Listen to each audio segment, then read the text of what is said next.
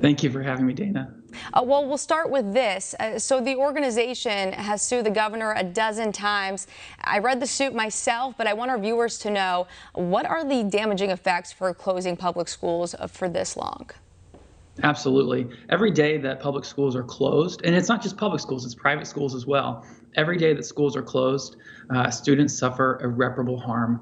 And as a result of that, they're not getting the instruction they need. And unfortunately, students with special needs, students who are English language learners, and students who live below the poverty line are the most adversely impacted by school closures.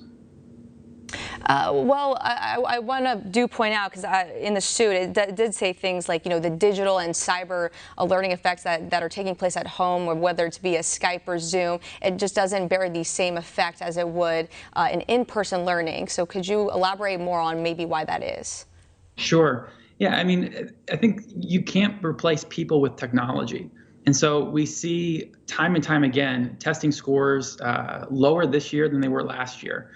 We see that students aren't necessarily held accountable to logging into their computer for a Skype or a Zoom class instruction.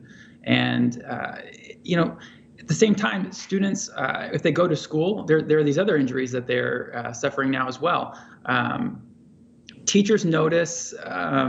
Teachers often notice if someone's been abused or neglected at home. Now they're not going to school, so some of those tragedies are not being noticed anymore. And so there are a lot of injuries that students are facing now, not being in the traditional learning environment.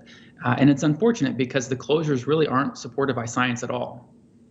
For sure, and I've heard many reports say the same exact thing. I do want to take you to this next topic.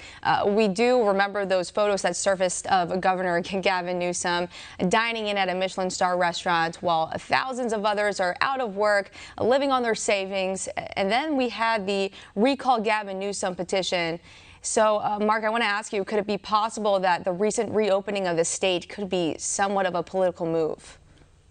Yeah, I think whether it's in California or other areas of the country, we're seeing a lot of political responses to a national health crisis. And it's unfortunate. One of the things that we've been doing at the Center for American Liberty is asking the state for its science, for the data that it's using to make these decisions, for the scientific research that it's referencing.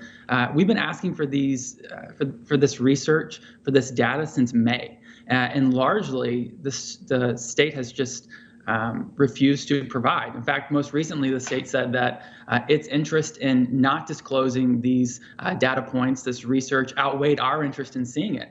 And as we saw recently, the AP reporting, the governor and his administration don't believe that the average Californian, the average American, is smart enough to understand what the data actually says. He says there's a potential they could be misled. And so this is a real problem. We're seeing closures across the state. We're seeing whether it's schools or small businesses that aren't allowed to open, and there's not really sufficient justification for it. Well, I can imagine you've been gaining a rather large following from this. I know many people are on board on both sides of the aisle, Democrats and Republicans, very upset about this. I want to know, how far in the process has this litigation gone? Yeah, well, there's so many different cases going on right now challenging the orders from Governor Newsom, and then also countywide orders as well. Right now, several of these cases are at the Ninth Circuit Court of Appeals.